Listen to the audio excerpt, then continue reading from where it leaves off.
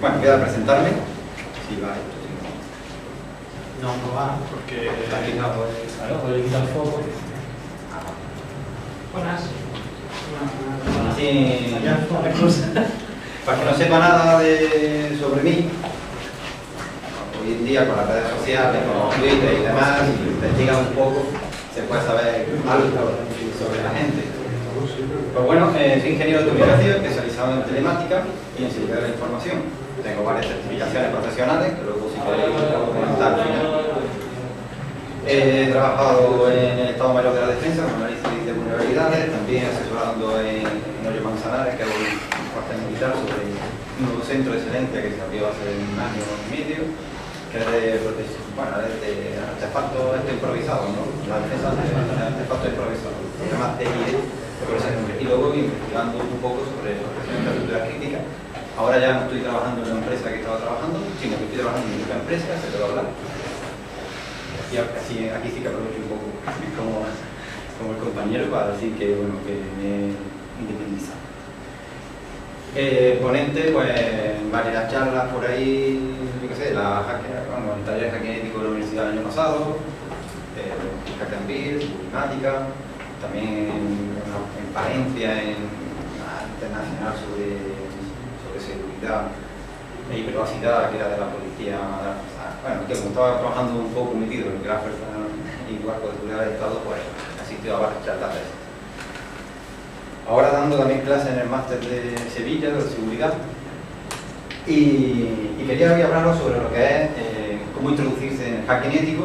La mayoría, yo creo que porque si estáis aquí sabréis más o menos, o tenéis idea, o queréis saber cómo introducirse en lo que es el hacking ético. Y bueno, pues los niños antes decían que querían ser bomberos, astronautas, y ahora todos quieren ser hackers. ¿Por qué? Porque siempre se vende en la tele lo que ganan muchos millones, porque los hackers son los que roban tarjetas y se forran y encima los hacen desde casa. En fin, esa no es la realidad, ¿no?, del hacking ético, sobre todo del hacking ético. Yo no sé si el hacker es malo, maligno, pues puede ser.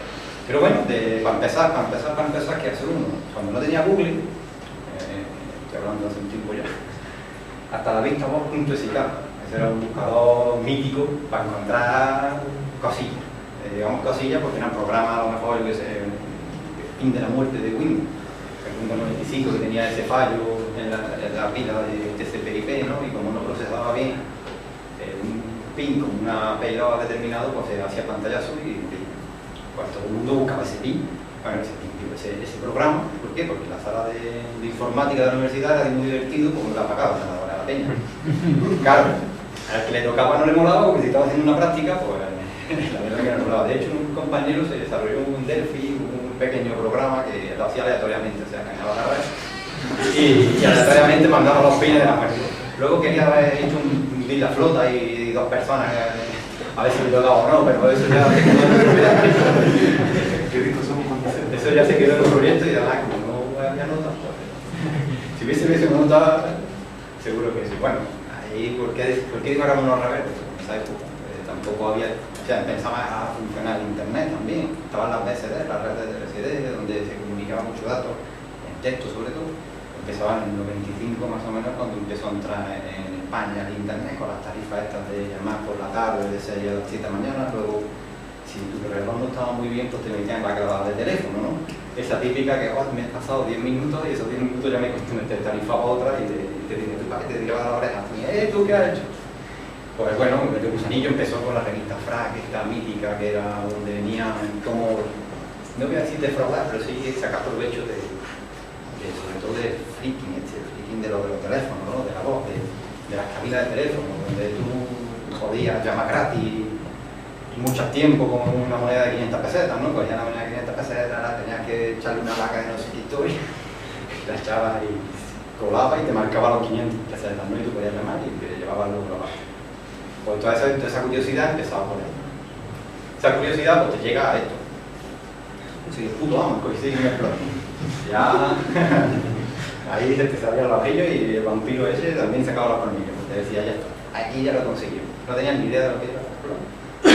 Si no te parabas ni a mirarlo, que estaba como el kill, ¿no?, o el kill script, que lo llamo más, porque eso es lo único que saben, matar el script, lo ejecutan y si no funciona, se buscan otro. Y luego era porque el propio que ha hecho el script suele dejar pues una comilla de más, un carácter de estos de retorno de más, para que no funcione la primera, simplemente para que te obligue a leerlo, a mirarlo, a entender un poco en qué lenguaje está hecho. Muchas veces son escritos, a veces son un programa Java, otros son Python, otros son C, depende. Y entonces te obliga a mirarlo, a entenderlo, y ya descubres cuando lo empiezas a compilar y que haces programas que era una comilla así. Hago un espacio de más en una función, y entonces tienes que ver una miseria.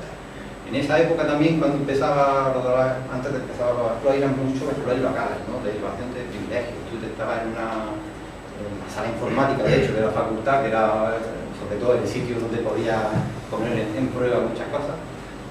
Un compañero desarrolló lo que le llamó el cazapipi.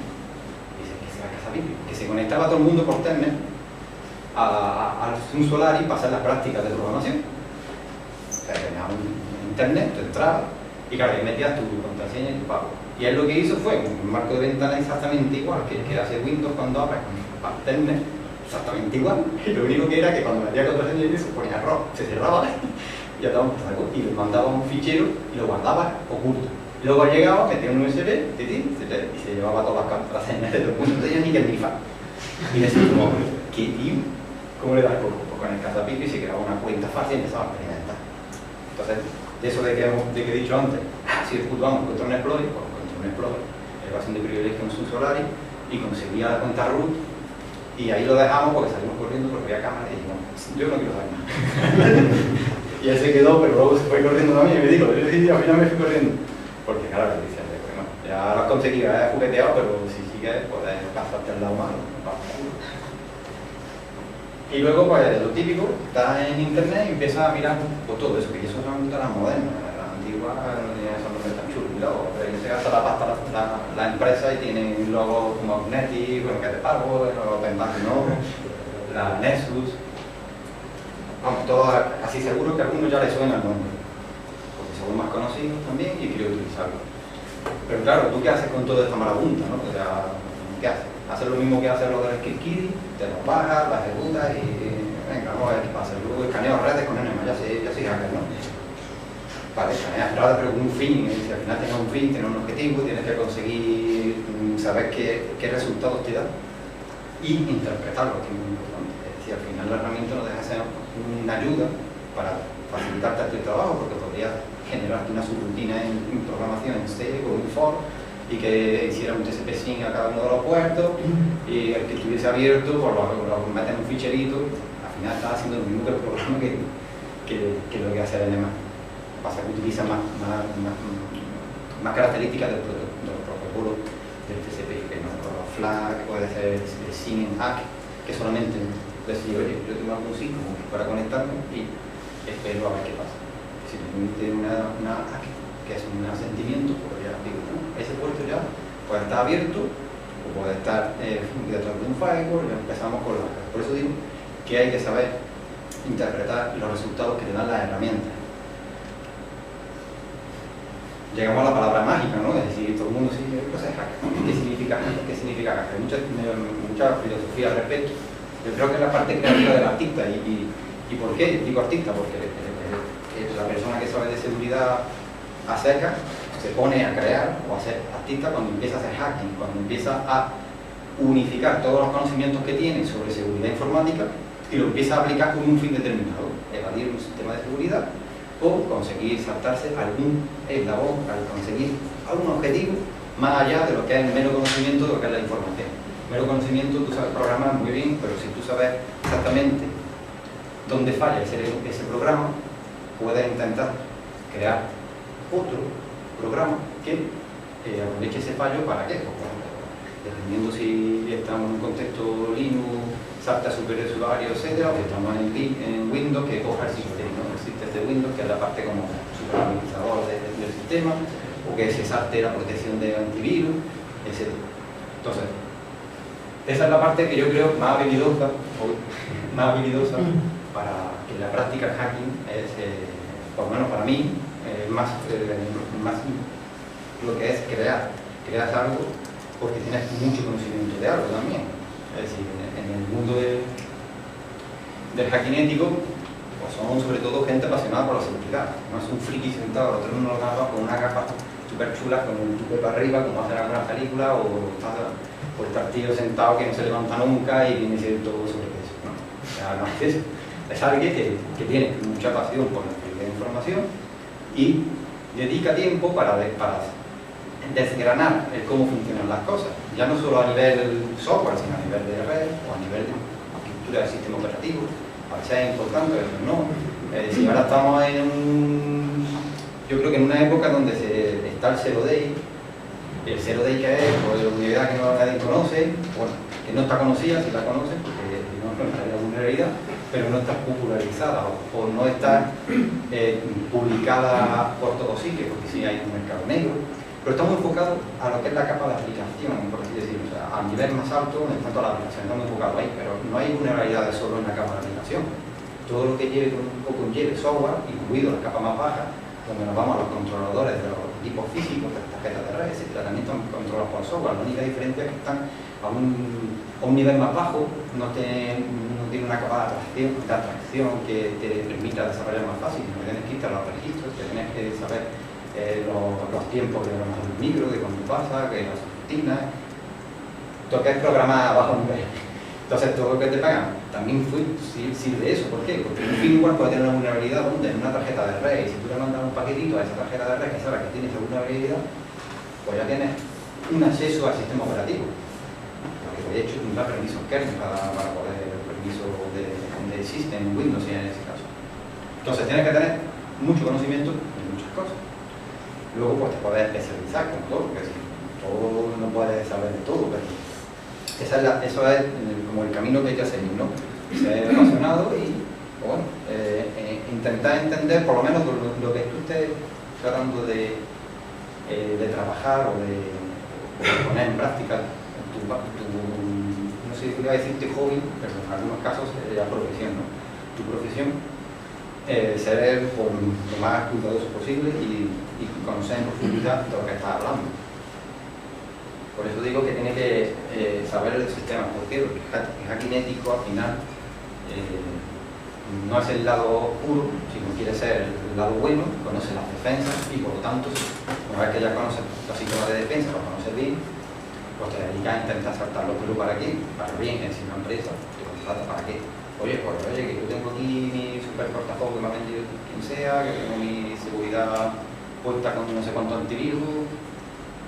Tío, a lo mejor no sabe más, o no, sí, depende con quién hables. Muchas veces te contrata directamente el gerente y no te ha puesto en contacto nunca con el sistema más bajo, entre comillas, con la parte de administración del sistema. Y cuando llega, tiene conocimiento y puede hablar mal, no iba a decir de tú a tú, pero sí como más tecnicismo que te guíe más fácil que cuando hablas directamente con el gerente, que él dice, aquí hay un antivirus y yo siento el ordenador y tengo un virus.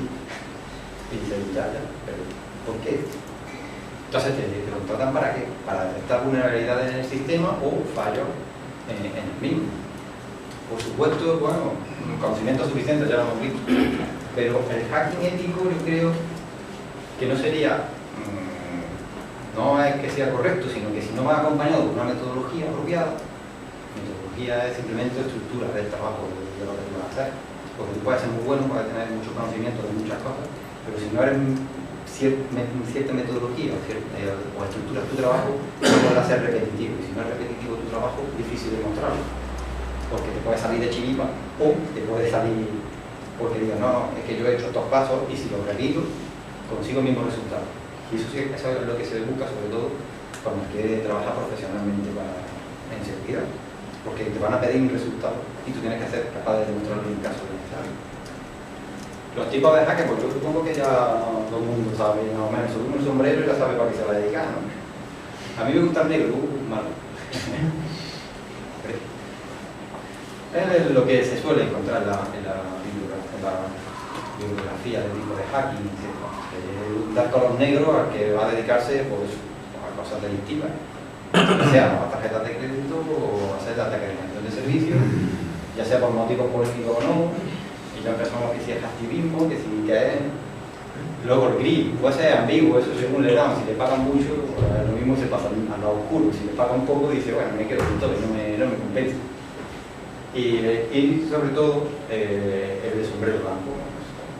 que es el que se va a dedicar, pues bueno, no voy a decir al bien, que queda un poco tucio y demás, no es al bien, el superhéroe, no. Es decir, se va a dedicar profesionalmente a la seguridad, pero desde un punto de vista legal.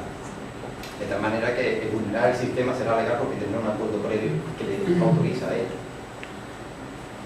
Un poco de terminología. Bueno, la meto porque vulnerabilidad, hay otras, por ejemplo, empezamos a hablar de amenazas, o empezar a análisis de riesgo, empezar a hablar de ataques, empiezan a hablar de muchas cosas, y no son todas lo mismo. Amenazas que hay algo potencial que puede ocurrir, ¿no? Todos estamos amenazados de que un virus entre en nuestro ordenador porque estamos conectados permanentemente a internet. Tenemos la amenaza, está la amenaza ahí. Pero ¿qué lo hace posible de que eso se haga efectivo? Pues una vulnerabilidad, una debilidad. Y una debilidad por sí sola tampoco es peligrosa. Es decir, tiene una vulnerabilidad, pero si no hay nadie o no existe la manera de explotarla, bueno, pues puedo tener 10 agujeros, pero si nadie sabe cómo colarse por él, es como si estuviésemos tapados, ¿no? Pues igual. Entonces, el exploit, fragmento de código, lo que sea, secuencia de comando, un script, lo que sea, algo que lo vamos a saber o utilizar para explotar una vulnerabilidad. Local, pues lo podéis imaginar, ¿no?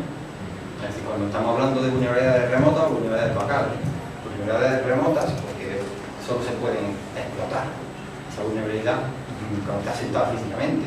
Me acuerdo yo de una vulnerabilidad que era NT, creo que no sé si era la versión 4, tenía una escala de privilegios, pero tenía que estar sentado dentro de un ordenador.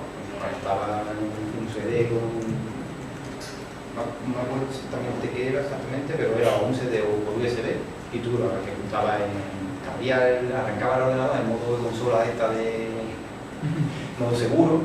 Para eso tenías que tener la bioprotegida para no arrancar el CD o para que no permitiera arrancar el sistema operativo tan fácilmente, cifrado.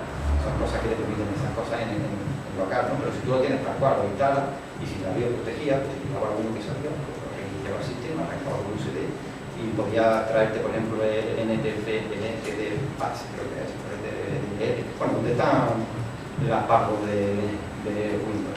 Podía extraerlo directamente con un CD. CD Live se llamaba algo así. ¿Cuál? CD Live. Bueno, el CD Live es lo que te permite arrancarlo en modo live con un programa que tenga. No sé, se me ocurre. Ahora no me viene a la cabeza ninguno, pero sí que hay programas que te permiten recuperar archivos, etc. Algunos de esos archivos son precisamente las pagos que luego tú puedes arrancar y ya podías acceder al sistema. O sustituir directamente una DLL en el sistema de Windows UIDL, creo que es la que se encargaba de los permisos y vamos, que la parcheaba y se saltaba hacia un bypass del acceso. Por eso digo que son locales. Sin embargo, las remotas son las que le gustan al mundo, son las que están en casa tranquilos y si tienen acceso por red, pues las explotan. Pues ya sea bien porque tiene el exploit o porque tiene un programa hecho específico para esa vulnerabilidad, o bien porque está con el Metasploit, ¿no? El Metasploit ha hecho que se popularice mucho el tema de vulnerabilidades remotas, porque bueno, es un framework para trabajar donde puedes desarrollar tu propio exploit o utilizar los que ya hay por la red y meterlo, y es muy fácil cargar el payload, hacer el ataque por red, muy sencillo desde Metasploit. Yo ataque, por ejemplo, lo considero más cuando se sucede de verdad. Hay miles de intentos de ataque diariamente y no por ellos se puede llamar ataque porque no ha tenido éxito. Bueno, a mí me gusta más llevar a ataque cuando ya se tiene éxito, se ha explotado la vulnerabilidad, por ejemplo en internet, escaneo, el Shodan. El Shodan podría ser como atacar a los sistemas porque lo que hace precisamente es escanear constantemente las redes en busca de equipos con puertos abiertos y tiene un listado de todos los equipos que he conectado en internet, que miren. Y muchas veces, por ejemplo, ahora ha salido una vulnerabilidad, la de D-Link del router. Un router que tiene una vulnerabilidad, pues tú vas a Shodan, buscas exactamente el modelo y te aparecen 100.000. 100.000 routers conectados exactamente igual que ese. ¿Será verdad o no será verdad? Algunos están actualizados ya y solo porque como captura el banner, además del puerto, parece que es el mismo modelo, pero no. Y otros que sí pueden funcionar. Es decir, hay miles de ataques o intentos de ataque cuando sea con éxito sería considerado ataque. Y bueno, el hack ético, por lo que va a buscar siempre es prevenir esos ataques. Es decir, buscar la vulnerabilidad que tiene esos sistemas, ¿para qué? Para dar una solución al que está contratado profesionalmente y que tú puedas decirle, oye, que tienes esta vulnerabilidad, con este parche se soluciona. O tener una vulnerabilidad que ahora mismo no se soluciona porque el fabricante es así de guay. Es decir, hay muchas veces que los fabricantes, no sé por qué, le transmiten la información meses A y hasta que no pasan meses más A, no lanza la actualización. Bueno, por lo menos lo sabe, lo tiene y a lo mejor hay una mitigación de ese riesgo de tener esa vulnerabilidad. ¿Cuál? Pues a lo mejor si es por red, afina el cortafuegos, no dejes pasar todas las IP, deja pasar solo las IP que tienen más o menos controladas, o cierra todos los puertos, porque bloquea ese servicio, desactiva el servicio, que eso lo ha dicho el sistema lo sabe y dice, oye, pues ya está, lo voy a ir, se activa el servicio y listo. Por ejemplo. Entonces, esas cosas hay que darlas cuando tú estás trabajando, tienes que dar ese tipo de solución. Si es que la hay, si no la hay, pues le dicen, macho, que nos vamos a pagar lo bueno. Pero normalmente suele haber algo que mitiga el riesgo. Técnicas, pues se enfocan sobre todo en, no siempre hay una vulnerabilidad de software, la verdad. Hay muchas veces que son por fallos de configuración o configuraciones por defecto. Imaginaros los routers de Telefónica tan maravillosos que llegan a un casa, trabajan este y el papo es 1, 2, 3, 4 y tú bien. El usuario no tiene, tranquilo, es que es muy difícil porque las máquinas lo que hacen, pues, como no pueden poner caracteres blancos, no decían el script, o no puedes dejar en blanco el campo, no hay que preocuparse. Lo que no se preocupar es tú, que me da un router que es un coladero. Es decir, encima con una contraseña, el algoritmo que la configura, que es basado en la Mac del propio equipo, está por ahí. Es decir, tú conectas, o sea, con tal cual, tu router lo dejas en casa y seguramente el vecino dice que guay, una conexión nueva para conectar mi internet. Entonces, pues bueno, hay fallos de configuración por defecto. Por ejemplo, los sistemas operativos, cuando los instalas por defecto, algunos tienen, ya no tanto, pero tenían, por ejemplo, la cuenta de invitados o tienen que se puede realizar asistencia remota activada por defecto. Dices tú, asistencia remota. Sí, pues hay un puerto que está ya abierto para asistencia remota, lo tiene habilitado, y si encima tiene la cuenta de invitado abierta, esa, pues ya empieza, ya tiene un punto de partida de empezar. Luego lo que sí es lo que había dicho aquí, en las aplicaciones donde está ahora todo el follón, por así decirlo rápido, ¿no? Que son los 0 days, donde aparecen los más famosos, pues sí, el PDF, Adobe, tienen fama, porque de la versión 7 teniendo fallos de seguridad constantemente, o sea, yo creo que está ahora la versión, no sé, la 11 y pico, por ahí, y creo que todavía no se ha publicado ninguna de esas, pero vamos, seguramente se publique. Y que Java es otro de tanto. O sea, desde que lo compró Oracle, misteriosamente, empezó a salir como, vamos, aquello decía, tu madre mía, cuando decía una actualización de seguridad eran 20 críticas. Y dice, 20 críticas, ¿qué significa crítica? Pues esas eran, vamos, que si te da Metasploit y la buscas, están ahí. ¿Qué pasa cuando haces Metasploit? Pues puedes preparar una demo perfectamente y dice, como tenga ese Java, instalar mi ordenador, que me manden una URL con un campo así de chorizo de largo o así de chico, con una letra específica, caracteres específicos con un tamaño, pues ya está. Se hace un buffer overflow. Y dice, ¿y qué pasa? ¿Por qué hacen cuando quieren un buffer overflow los malignos? Pues meter unas cheles, tío, quieren tomar el control. Pero otros que no. Es decir, pueden aprovechar para meter un sniffer, escuchar y ya veréis. Pero lo normal es, vámonos a meter una shell y podemos controlar el equipo y ya veremos lo que conseguimos. Pero es lo que normalmente se hace. Con el Metasploit, pues, es relativamente sencillo. Pues cargarle el playbook exacto de la vulnerabilidad de esa Java que puede tener tu sistema, mandar la URL, le das y efectivamente lo ves que estás controlando todo el equipo. ¿Eso se puede transmitir a través de internet? Sí, a lo mejor más complicado. ¿Por qué? Pues, es decir, casi en un laboratorio, tú cable conectado, es muy rápido, pero por internet pueden surgir otras complicaciones, entre comillas, que tenga cortafuegos, que tenga router, que yo qué sé. El tipo de ataque, dependiendo del punto de vista en el que te posiciones. Si te posicionas en persona, está el insider o el outsider. El insider porque está dentro de la organización. Un tío muy cabreado porque no le sube la paga extra o lo que sea, está cabreado.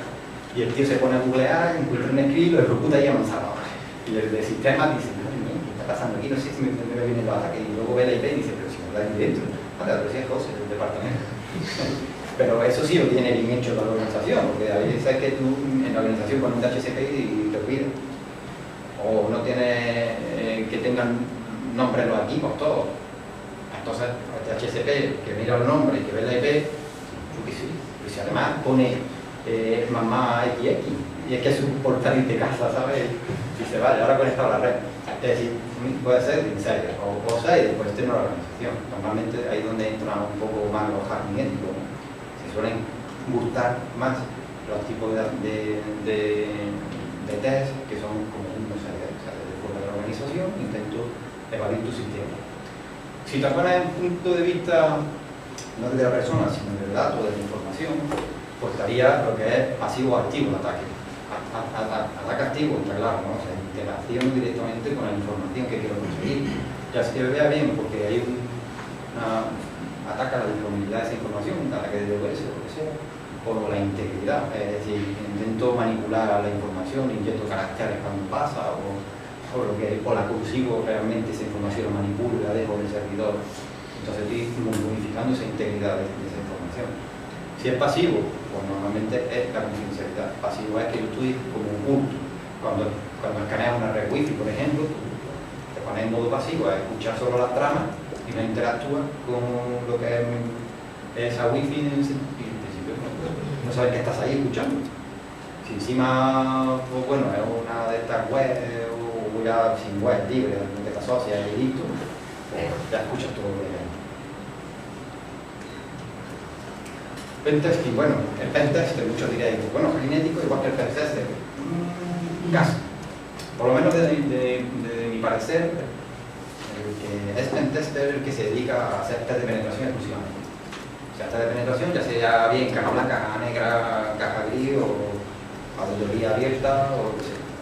Es decir, la diferencia entre las cajas es diferente, que si caja negra no veo nada, si caja gris a lo mejor me da algún dato para empezar. Y si es caja blanca, oye, me abre las puertas a su organización. Normalmente eso ya más que un test de penetración se suele denominar auditoría. Porque vamos, directamente hablas te sientas con el administrador del sistema y empiezas a enseñarte la documentación del sistema. Estos son todos los equipos, las direcciones IP, cómo lo tienes configurado y luego pues valoras. Dices, oye, tú aquí no tienes configurado bien esto, es como una auditoría más que un test de penetración. Este se dedica casi exclusivamente a eso. El hacking tiene más parte creativa, un poco más. Es decir, yo lo considero que el que hace hacking ético, además de hacer test de penetración, hace otras cosas. Por ejemplo, tiene más inquietudes. No solo se dedica a eso, sino simplemente, a lo mejor le gusta mucho la web, está investigando y descubre él mismo una vulnerabilidad en Joomla, por ejemplo, porque está harto de trastearlo y sabe que hay un ficherito por ahí suelto que si no está bien configurado, puede hacer cosas. Por ejemplo. Entonces, pues, por eso digo que el hacking es un poco más aventurero que el pentester hacer, porque se dedica a eso. Algunos me dirán que el pentester también es genético, pero bueno, voy por ahí, mi estilo va por ahí. Metodologías, pues hay muchas, la verdad que cada uno coja la que más le guste, por así decirlo, porque, hombre, las que más se demandan, sobre todo, suelen ser la de la OSDM, que es más estandarizada. La certificación del CIH también organiza la información desde su punto de vista. Normalmente las metodologías pues todas cumplen esto es muy interesante porque siempre cumple la preparación, planning, lo que hay que hacer, metaevaluación y luego hay que hacer lo que es el informe. Pero el informe a veces, dependiendo si te autorizan o no, lo tendrás que limpiar. ¿Por qué? Porque si te autorizan a explotar las vulnerabilidades, pues vas a modificar cosas del sistema, pues tendrás que tenerlo en cuenta de la manera que tú luego le digas al administrador del sistema, si además está en producción, porque también hay otras cosas que tienes que hablar como cuando vas a hacer una auditoría o un hacking ético o lo que queráis, es decir, cuando vas a trabajar, oye, hasta qué punto, cuál es el alcance, cuál es el objetivo y si lo quieres hacer sobre una maqueta, estupendo, o si lo quieres hacer en el sistema de producción. Los peligros están más claros cuando es el sistema de producción, porque si haces una pequeña acción de servicio sin querer, pues lo mismo ese día no trabaja nadie de la empresa, dependiendo del servicio que esté evaluando. Pero todas tienen en común una estructuración de la información. Tú a la hora de trabajar, pues todas tienen en común. Vas por fases, se organizan por actividades, cada actividad tiene asociada una tarea, un resultado de un informe. Y la base para presentar luego tu documento de cara a que te están contratando, pues está claro, tienes que enviar un informe con unos resultados legibles. Un informe puede ser técnico y también un resumen ejecutivo. ¿Por qué? Porque aquí quien te contrata al final es el gerente. Normalmente los gerentes pues, no suelen tener o ya no tienen implicación técnica que tenían en su tiempo y entonces ya empiezan a perderse un poco en el mundo técnico y por lo tanto no tiene que ser técnico para nada, es decir, tiene que ser más lenguaje llano, con gráficas, con vulnerabilidades, con impacto, qué tipo de vulnerabilidad tiene y por qué es crítico, qué solución le podemos dar. Eso es lo que se tiene que hacer un informe.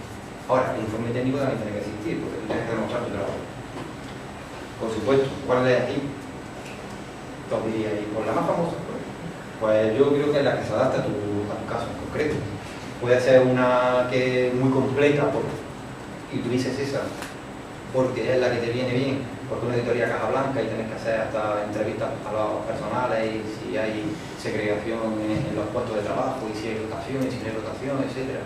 Y cómo hace la salida y entrada y quién da la información en la empresa y quién no, y quién se lleva información y quién no, cómo lo controla, etc. O una muy ligera que te dice, oye, tengo un servidor web, un mecanicito, cóbrame barato y dime si tiene algo. Entonces a lo mejor pues, no te conviene hacer una metodología de 18 pasos que son repetitivos. Es decir, o tienes 3 pasos, macho, no tienes más. Yo te lanzo 2 escáneres de vulnerabilidades, te calculo un descubrimiento de red y si tengo una. Y si descubro algo sigo y si no, pues te lo presento. Yo hasta aquí tenía más o menos preparado la charla, no sé si hubo un tiempo. No, simplemente Simplemente, pues bueno, cuando podéis encontrarme, pues hay algunos puntos que son en el blog, yo lo tengo parado ahora mismo porque de hecho me disculparéis, pero me tengo que ir ahora justo cuando termine. En el máster de seguridad de Sevilla, como freelance ahora, que hago mi andanza yo solo, y en el Twitter y tal. Ahí es donde podéis encontrarme, ponerme en contacto conmigo o lo que sea. Hasta aquí es donde lo tenía preparado la charla. Si un poco de introducirte un poco en lo que es hacking ético como tal. El hacking y la seguridad, los que están aquí es porque ya se han introducido, si les gusta de alguna manera. Seguramente lo que les contaba, la mayoría ya se la leído 3000 veces en un tutorial que ha contado por internet o porque está estudiando una certificación correspondiente. Yo, por ejemplo, como he dicho antes, tengo 3 certificaciones. Una SISA, que la SISA era del sistema de auditoría del sistema, ¿no? La de auditoría de sistemas de ISAC. Bueno, es una certificación que dice que estás como autorizado a hacer, o que tienes conocimiento para hacer auditoría. La de CIH, que la tiene, por ejemplo, Miguel. La CEH, que es la de Certificate Hacker, o te dice, oye, que está certificado como Certificate Hacker. Yo tengo una de Pen Tester, que es la JPEN, que es de SAM, que dice que puedes hacer telegeneración en inglés, por así decirlo. Luego hay otras certificaciones que te evitan, y digo te evitan entre comillas porque sabemos que no se debe hacer títulos que le gustan mucho más a las empresas porque se basan en ellos, porque es una manera rápida de demostrar que tienen ciertos conocimientos. Por eso sacamos también una titulación universitaria, porque oye, una manera de tener un título oficial es decir, oye, tengo un título, tengo cierto conocimiento adquirido y demostrarlo. Y eso es lo que hacen las certificaciones profesionales también. Hay algunas, como todo, aquí habrá mucha gente que dice, es que las certificaciones algunas te obligan a estar constantemente renovando, sí, es un negocio, no lo vamos a negar. Es decir, las certificaciones profesionales son un negocio, las piden y hay para todos los gustos. Hay de wireless, hay de redes, hay de web. Decidí en qué parte queréis especializaros y ahí es donde tenéis que incidir o bajar más. Y ya está, hasta aquí hemos contado. Si tenéis preguntas, ¿alguna pregunta que queráis hacerle? ¿Alguna duda que tengáis? Entre, por ejemplo, la certificación CISA y la TIS, creo que la última es una técnica, por ejemplo, sí, que la TIS, ¿no? Eso es. La CISPE abarca un poco más conceptos más técnicos, o por lo menos a la hora de estudiarlo, profundiza más en técnica en sí, y la otra es como más administrativa, por así decirlo. A lo mejor en el CISPE, por ponerte un ejemplo, te habla de la clave RSA, te habla de la clave de los cifras de RSA, y te dice o te cuenta cómo se hace, cómo está, que si la clave abierta, pública, la cerrada, que cómo se transmite, y te habla un poquito de todo eso. Sin embargo, a lo mejor en SIGA pues no entra en ese detalle. A lo mejor te habla que existe la RSA, ¿para qué? Pues a lo mejor para crear un hash o para control de integridad, pero no avanza tanto en ese ámbito, sino que se queda un poco más en una capa un poquito más arriba. Por eso mucha gente siempre tiene las dos, ¿no? El CIS y el CISP, o dependiendo del perfil del puesto al que vaya a optar, si te piden más CISP que CISP. Las tres típicas C son las de CISA, CISEP y CISP, que son las que más se piden. Luego las de SANS Institute son más técnicas y esas no se piden tanto, pero yo por ejemplo personalmente las recomiendo porque al ser más técnicas te enseñan más que la otra. ¿Alguna pregunta más? Bueno, Como de la pausa.